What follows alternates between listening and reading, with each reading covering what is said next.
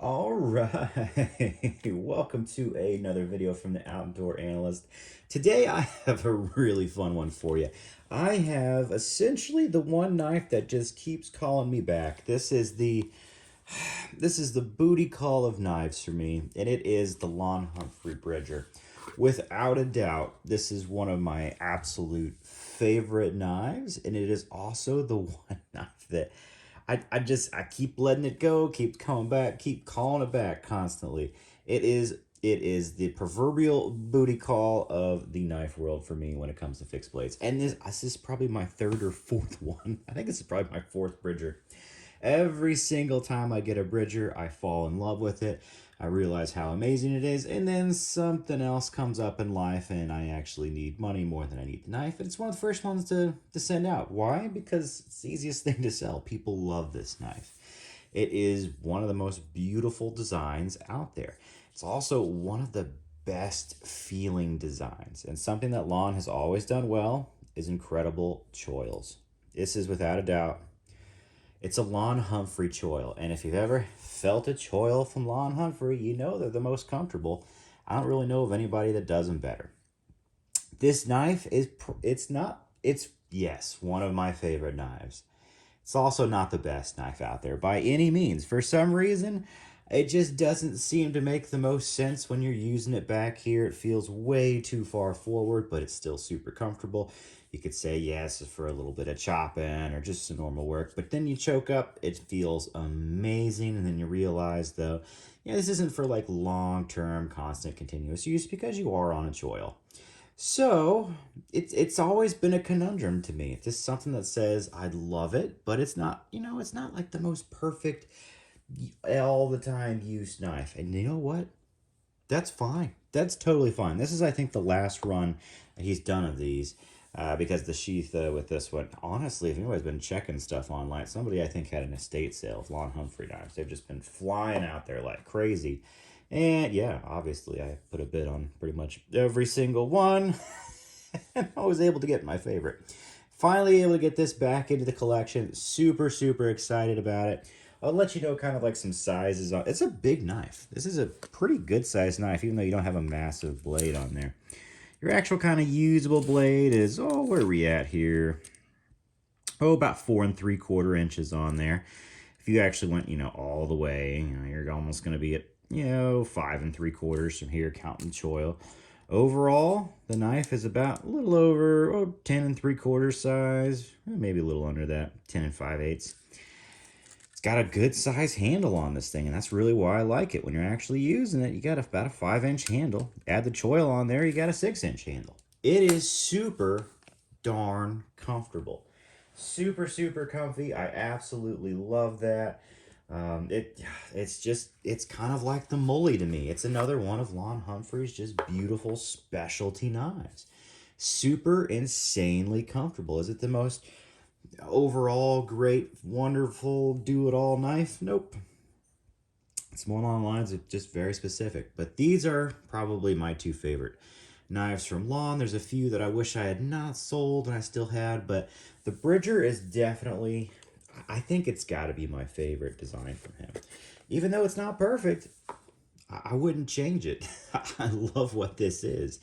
It just keeps bringing me back, and it is a wonderful, wonderful knife. This one actually has a really good fit and finish. Probably the best edge I've ever seen on from Lon. The best grind on there. This one is an absolute win. Has just a killer edge on it. It's got some use. It's also got some corrosion on it. This is a used knife, which is totally fine by me. I'll put a little better edge on there. But I love this thing. Absolutely love it. It's gorgeous. It's comfortable. There's maybe some other knives that, you might have an idea of what they, seem like here. Let's find a Bark River of some sort. What do we got here? Well, I guess this is a Bark River. What do they call these things? Fox EST2 Hunter Edition. So it's much bigger. About the blade is very similar to the size of the Hunter of actual usable blade length. Handle is way bigger. I mean, look, it dwarfs this thing. The XT2 is a pretty big knife, and the Bridger just dwarfs it. It makes it much. It's a way bigger knife, but usable blade length on there is actually pretty similar. Much thinner on the EXT2 in every way, shape, and form. This is a slicer. This is more of a brute. I don't feel bad about taking big whacks out of that or baton and doing anything like that. You're not going to have any issues. You can do some harder use with this just because of, it's not a dainty super slicer. 52-100 steel. Lon's heat treat on this stuff is great. It holds up very, very well. Pretty decent edge retention. But, if you're doing wood on stuff, it holds up pretty much forever. But this isn't necessarily a woods knife in any way, shape, or form. This is just a good belt knife. Do a little bit of everything. Would not consider this a wood knife in any way, honestly. But really good belt knife. Love it for that. Maybe another comparison out here just so you have an idea what we got here. Oh, this looks like S1. Falkneven S1. Here we go. Really another great belt knife. You're going to get a little bigger, more usable blade with the S1. But look how big. This thing's long. It is a long freaking knife for the size of a useful edge on there. A little thicker on the Falkneven. That's for sure. As far as the blade tang, I think back here, a little bit thicker, but it does clip at the front because it is the S1. Full height convex on this. Just a nice, saber grind. Beautiful. Good V-edge on there. Super thick handle compared to the S1. Massive difference on there. It gets way wider back here. Thins down a little bit up front, which is great, and it just feels right. Just feels really right up there. Love both of these, but size-wise, this thing's pretty big beastie. So this is the knife that just keeps calling me back. I hope this one stays around. Hope I don't have any issues, and I can keep this one around for a long time. That'd be nice. But if you've never had a chance to get a Lon Humphrey Bridger and you're worried about it, you will not be disappointed if you can find one. I hope he does another run of these just because they need to get out there. They're one of the coolest knives that he's ever made. I think they are probably my favorite design from him. And that's saying something. It's just, I keep coming back. I'm drawn into it. And I love how he names these after just gritty dudes. Bridger, what a poor bastard. That dude's had a, oh man, crazy life. If you read up a little bit on him, or I don't know, watch some videos on him or something. He had kind of failure after failure, but he just gritted it out and kept going in a tough place. I love how he named the knife after Bridger. That's pretty darn cool. This is a fun beastie. This is gonna be something that this is I'd say maybe your grilling knife. Something that's hang around with your real nice 1911, if you know what I'm saying, to show off a little bit. But it's also a very useful knife. I have loved these. This is legitimately, I think this is my fourth one, honestly.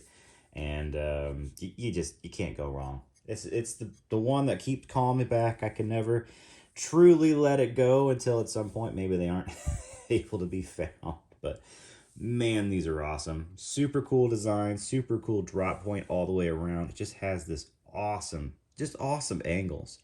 Just something about it is just gorgeous. Not only just, his brute to forge style, but the ergonomics, the drop on it, absolutely freaking phenomenal. I love the relief edge on this one. It does cut very, very well.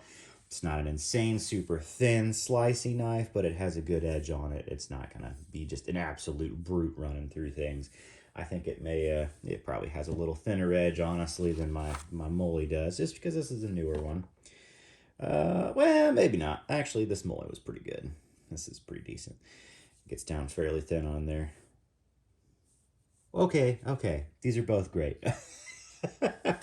Which is why I have them. Which is why I keep them. Darn, I love these knives. Lon just does such awesome work. I feel like I've given him crap before because a lot of their blades, a lot of his edges aren't the grinds aren't even on there. But he has gotten a lot better. This is not even what I would call his newer stuff. This is just the last run, and I have seen significantly better edges, better grinds from him, more consistent and even all the way around. And I love it. I love seeing that. It was just kind of his early work. If you get some of his earlier stuff, just kind of be prepared for super thick, wild edges on there. You may have to fix yourself, and that's totally fine. That's part of the fun, I feel like, sometimes. But dang, Freaking love them. Freaking love the Bridger. Oh my gosh, it's just so awesome. So comfortable, so good looking. And man, you just get that awesome, awesome drop on there. Now, would I really prefer this to be like a field dressing knife? No, I can't really find like that super comfortable spot for me because of the choil. I just, I could probably, you can make it work. Absolutely make this work. It is a little long personally, but yeah, I guess that's not too shabby. You are really locked in. It's just not my super most comfortable position to start doing little stuff in there, but I still love it. Still a good do-all knife. Great belt knife. If you ever have a chance to pick one up, please do. Hope this was just a fun little video. Just the one knife that I just can't let go of. It's just freaking awesome. Just freaking awesome. Oh man, there's some good stuff out there. It's kind of it's another one that's just like my Forest Scandi here. It's hard to put down because of how comfortable they feel. It just it feels right. Absolutely feels right. I love my Bark River Forest Scandi here. Definitely a little thicker in some areas, and that's what it's meant for. It's meant to be right up here and do work. This thing's meant to be a little bit of everything, to do a little more of everything. Oh, super, super beautiful. Oh my gosh, love this sucker. All right, I'm gonna go actually, it's finally warmed up out there. We're above 0 degrees now, so yeah, I'm gonna go hang out, maybe have some fun outside for a little bit. So, enjoy your wonderful weekend. I'm gonna enjoy mine, and well, probably start a little bonfire for the fam out there. We're gonna enjoy a little heated goodness whilst maybe doing a little sledding. I know that sounds crazy, but it's gonna be a heck of a lot of fun. All right. Like, subscribe. I would definitely appreciate that. Also, the sheaths on these are, the newer sheaths are pretty darn sweet. I love the leather maker. I think he uses an Amish leather maker around them. Oh, they're thick. They're overbuilt. They're just going to last forever. I always love the little embellishments they add on there. Is this needed? No. But is it really cool? Heck yeah. Beautiful sheath. Drops down, hangs nice and low. Really do enjoy that quite a bit. All right. Catch you on the next one.